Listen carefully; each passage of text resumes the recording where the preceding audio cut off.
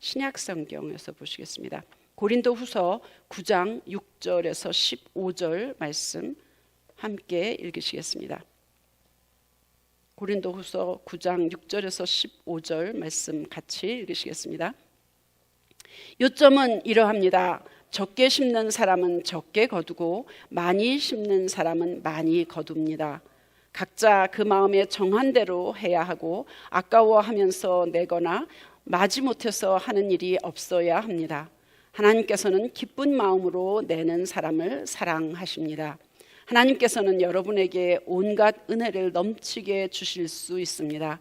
그러므로 여러분은 모든 일에 여러분이 쓸 것을 언제나 넉넉하게 가지게 되어서 온갖 선한 일을 얼마든지 할 수 있습니다.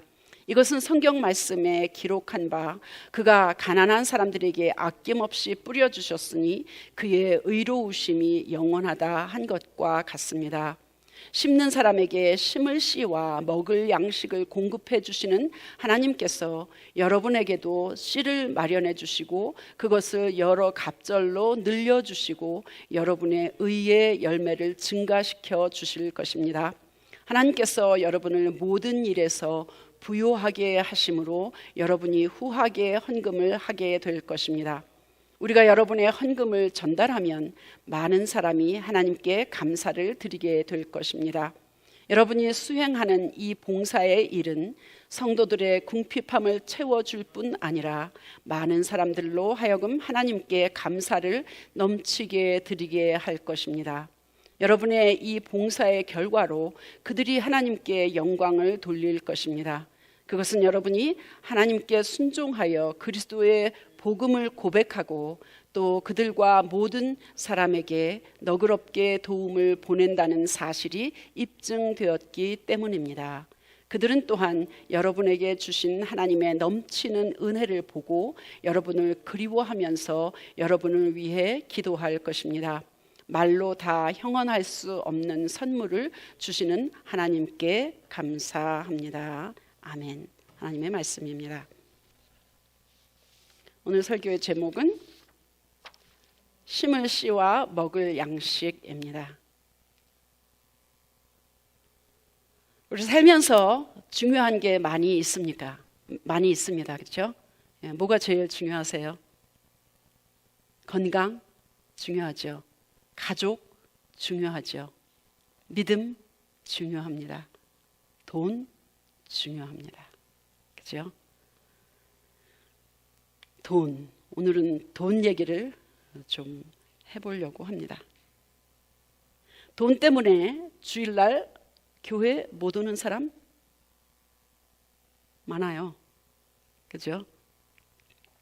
돈 때문에 가족과 등지기도 하고, 돈 때문에 섭섭해 하기도 하고, 돈 때문에 자랑하기도 하고, 교만해지기도 하고, 그렇습니다.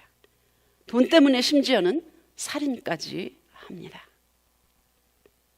강단에서 목사가 돈 얘기하면 시험 들어서 교회를 떠나기도 합니다. 그래서 많은 목사님들이 교회에서 특히 설교 중에 돈 얘기를 잘 안 합니다. 성경에 사랑에 관한 구절이 몇 번 나온지 아세요? 782번이 나온답니다. 제가 세보지는 않았는데 기도에 관한 말씀은 몇 번 정도 나올까요? 650번 정도 나온답니다. 그런데 돈에 관한 말씀은 몇 번 나오는지 아세요? 무려 2300번이나 나온답니다. 엄청 많이 나오는 거 아니에요? 우리 생활 속에서 돈 없으면 하루도 못 살잖아요. 그만큼 중요하다는 것입니다. 성경에 이렇게도 사랑보다도 기도보다도 더 많이 나오는 돈 얘기인데 제가 혹시 사람들을 불편할까 봐 돈이나 헌금에 관해서 설교를 하지 않는다면 순전히 저의 이기적인 마음, 하나님 앞에 내가 책망 들으면 어쩌나 해서 오늘은 헌금에 관해서, 돈에 관해서 이야기하려고 합니다. 잠깐 기도하겠습니다. 하나님 아버지 감사합니다. 성경에 나오는 돈 이야기, 우리 삶 중에서 아주 중요한 부분을 차지하고 있는 돈 이야기 하려고 합니다. 주님, 우리 마음을 주장하여 주시어서 주님께서 평안함으로 잘 받을 수 있도록 도와주시고 시험 드는 사람 없게 하여 주옵소서. 할렐루야. 감사드리고 축복하며 예수님의 이름으로 기도합니다. 아멘. 돈을 다루는 것은 하나님과의 관계와 신앙에 아주 밀접한 관계가 있습니다. 그래서 한때 목회자들을 위한 세미나의 주제가 헌금과 믿음은 정비례한다, 이런 주제를 가지고 아주 굉장히 많은 그런 세미나, 워크숍 이런 것들이 되어졌었습니다. 유행일 때가 있었습니다.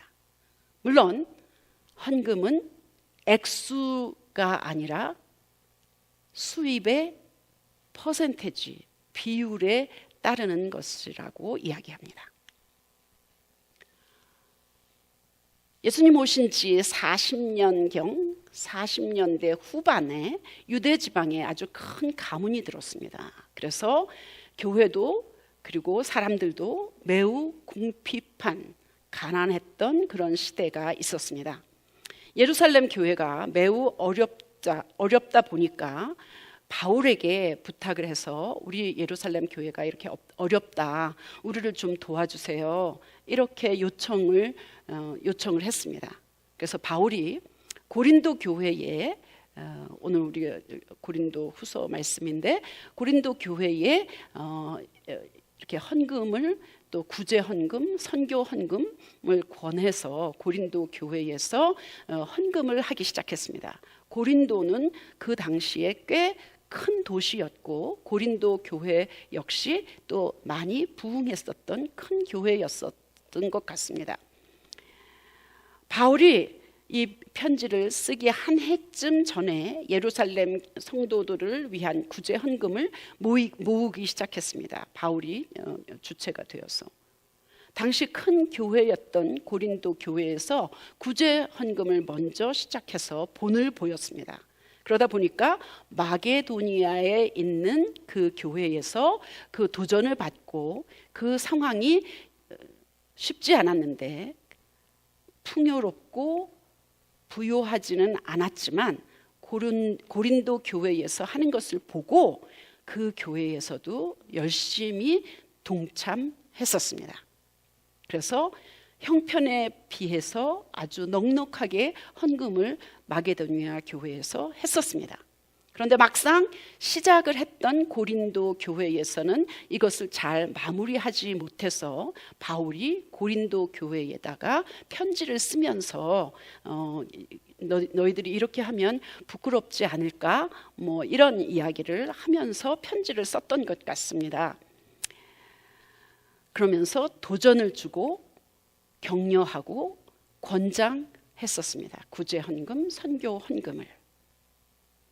그러면서 바울은 헌금에 대해서 가르치기 시작했습니다. 하나님 교회에 무엇을 드려야 하는지, 어떻게 드려야 하는지, 왜 드려야 하는지, 그리고 헌금을 드리는 것이 내게, 드리는 사람에게 어떤 영향을 주는지를 설명하고 있습니다. 바울은 이때에 농사의 원칙을 이야기하고 있습니다. 많이 심는 자가 많이 거둔다. 심을 씨와 먹을 양식으로 구분해서 표현합니다. 10절을 한번 잘 보시면요, 10절을 보면요, 하나님은 우리에게 그냥 먹으라 이렇게 주신 것이 아닙니다. 처음부터 심을 씨와 먹을 양식을 구분해서 주셨습니다. 우리가 받는 것, 하나님이 우리에게 주시는 양식에는 심을 씨가 있고 먹을 양식이 있다는 겁니다. 물론 지금은 우리가 농사를 짓지 않기 때문에 수입을 돈으로 받습니다. 그런데 그 당시에는 농경 사회였기 때문에 밭이나 밀이나 쌀이나 농작물이나 채소나 과일이나 이런 것들을 다 심어서 거두게 되어 그랬잖아요. 그죠? 그래서 10절을 잘 보면 10절을 다시 한번 보시면 좋습니다. 하나님은 우리에게 처음부터 심을 씨와 먹을 양식을 구분하셨는데, 씨는 우리가 먹을 것을 자라게 하고 열매를 거두기 위해서 심어야 되는 것입니다. 씨를 심어야지 자라서 열매를 거둬서 그걸 가지고 우리가 먹을 수 있지 않습니까? 그렇기 때문에 심을 씨를 따로 떼어 놓아야 되는 겁니다. 저장해 놓아야 됩니다. 그리고 나서 나머지를 먹어야 되는 겁니다. 그죠? 저는 서울에서 나서 서울에서 자랐기 때문에 어렸을 때에 농사 짓는 거를 본 적이 없습니다. 그래서 스털링 플레밍 시골 교회를 섬길 때가 참 꿈 같은 그런 시절이었습니다.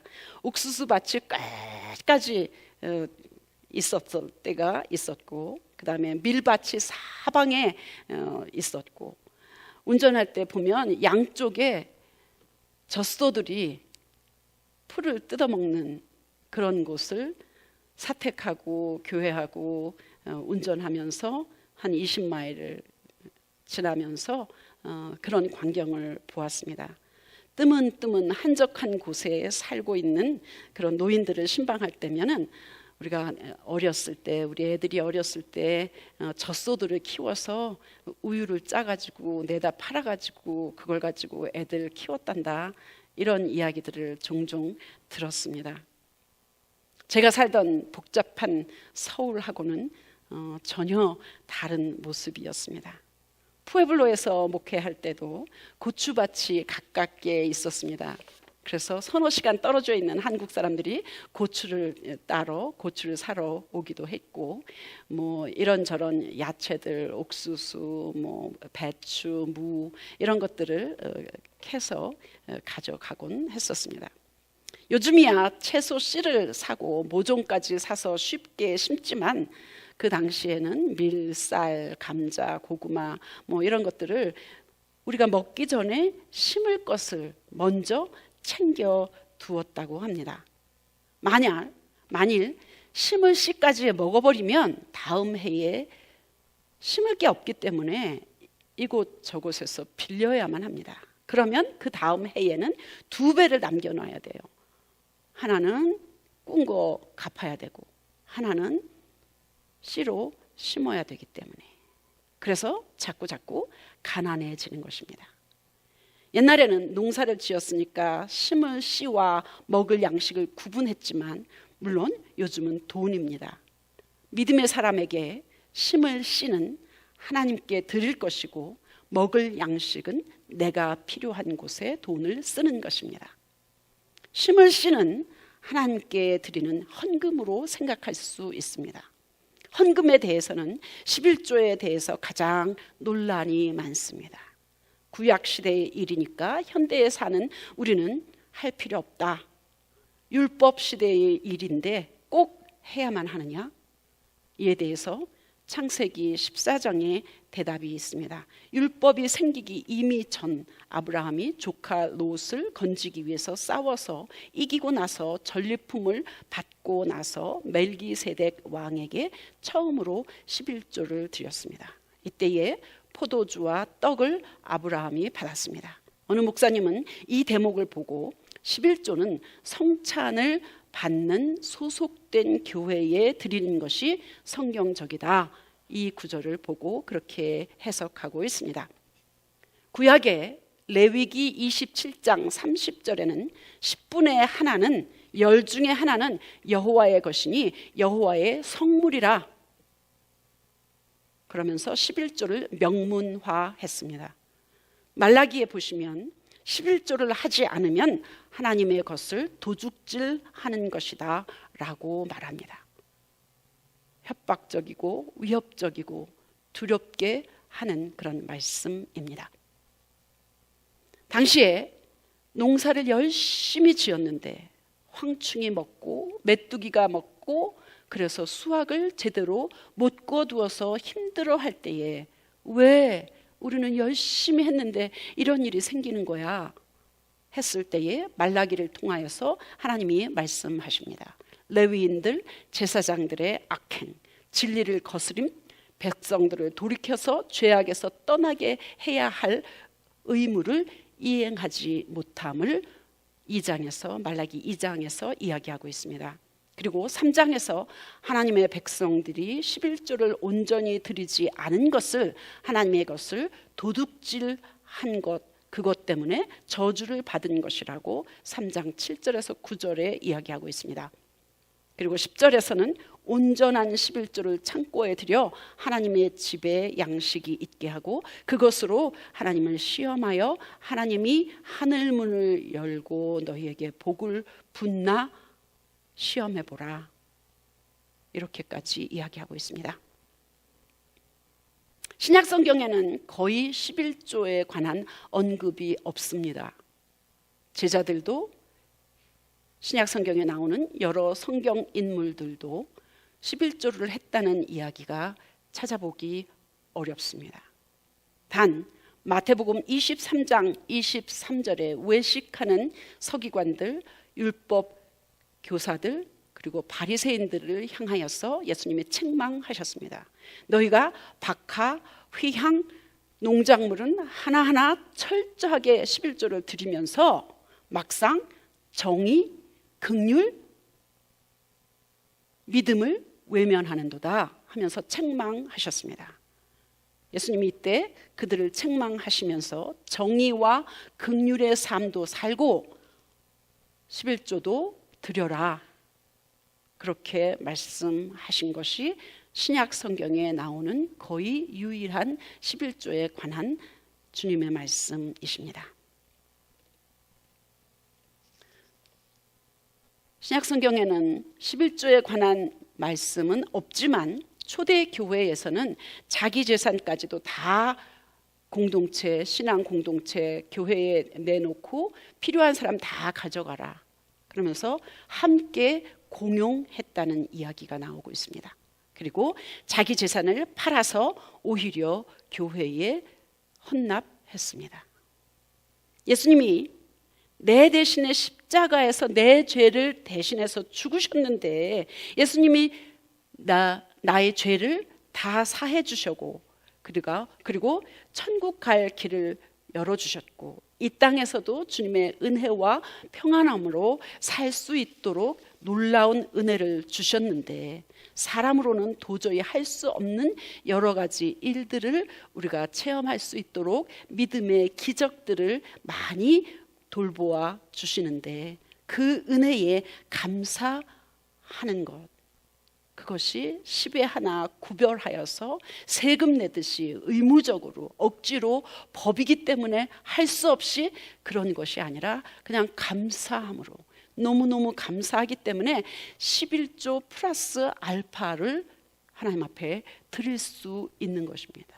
구약에 보면 11조는 온전한 11조는 10%가 아니라 12%라고 합니다.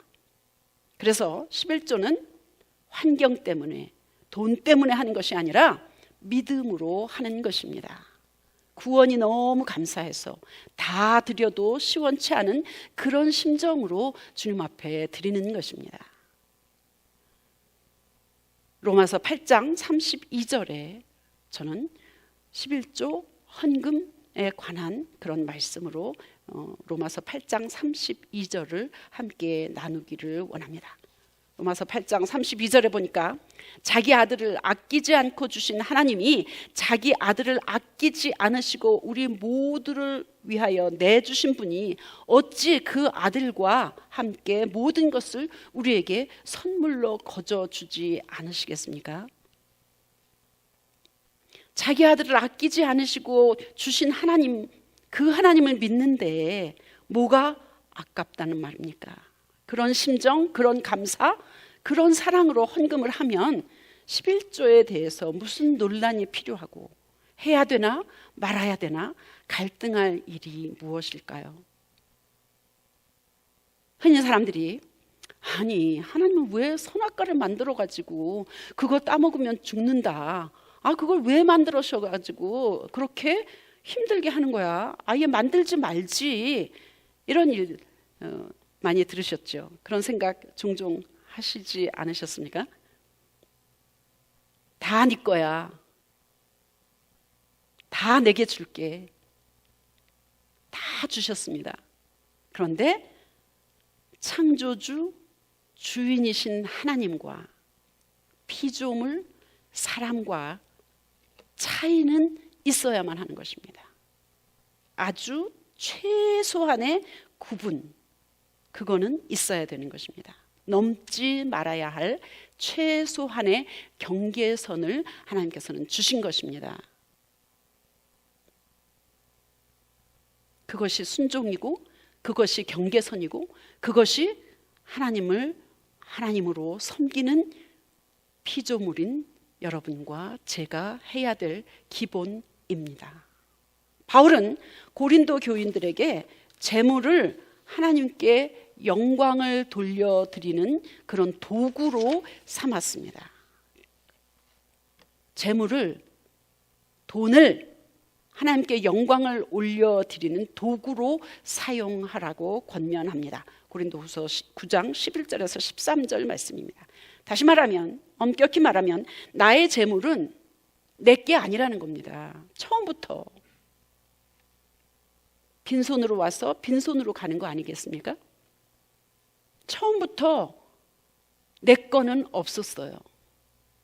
근데 아기였을 때 말 배우고 가장 먼저 배우는 말 중에 하나가 내 거야, 내 거야 그러더라고요. 처음부터 주실 때 의의 열매, 하나님의 뜻을 위해서 열매를 맺기 위해서 하나님께서는 돈도 주시고 가족도 주시고 믿음도 주시고 집도 주시고 차도 주시고 교회도 주셨습니다. 하나님이 기뻐하시는 선한 일을 하라고 주신 것입니다. 주인은, 소유자는 하나님이십니다. 우리는 그저 맡은 자, 청지기라는 것입니다. 그 중에 10 중에 하나를 못 드리는 것은 그것은 아니라는 것입니다. 의의 열매는 선행과 봉사를 더 잘하라고 하나님이 주신 겁니다.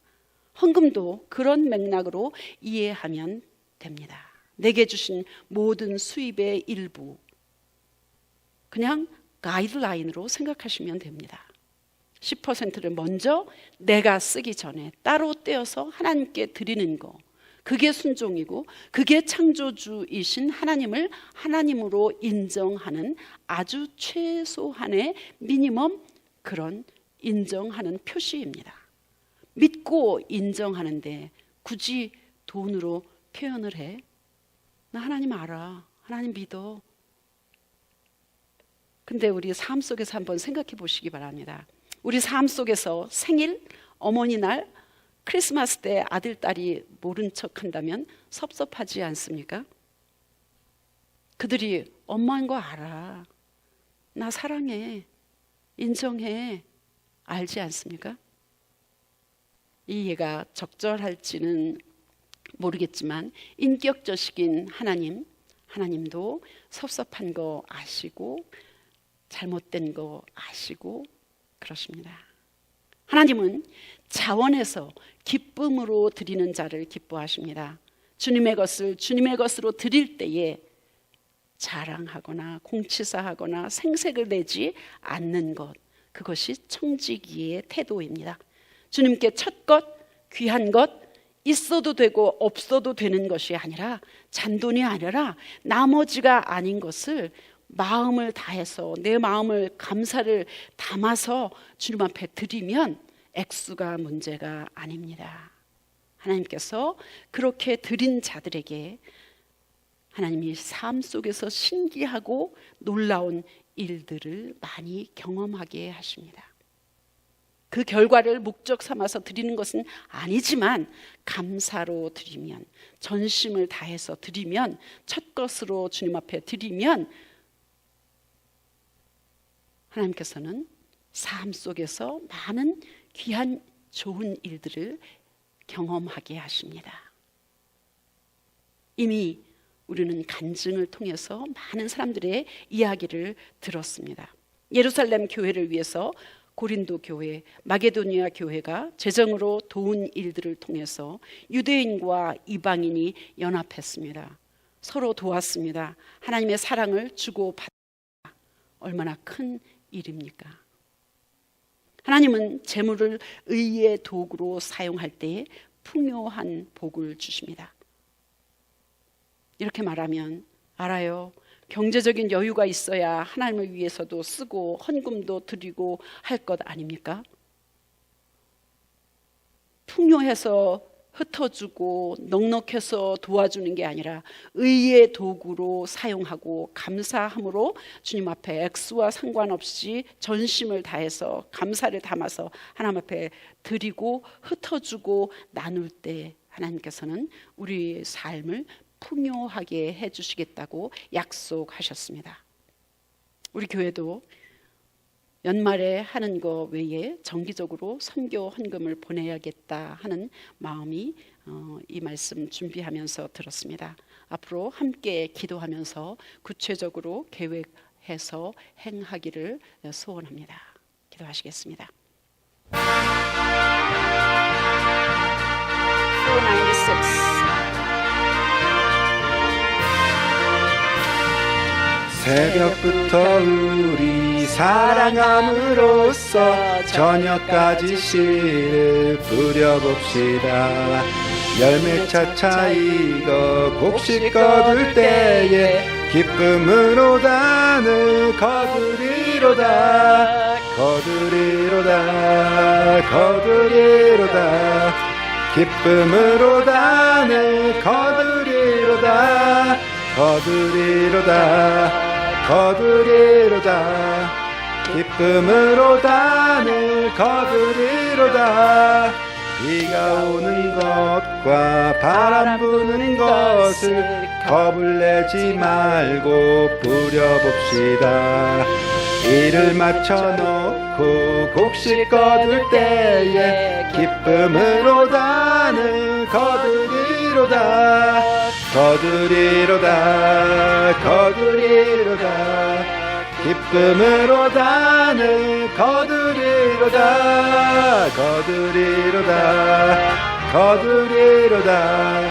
기쁨으로 단을 거두리로다.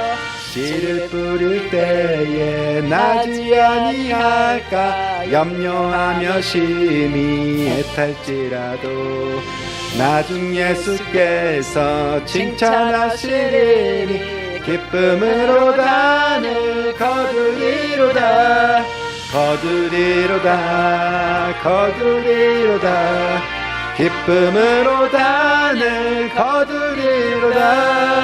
거두리로다. 거두리로다. 기쁨으로 단을 거두리로다.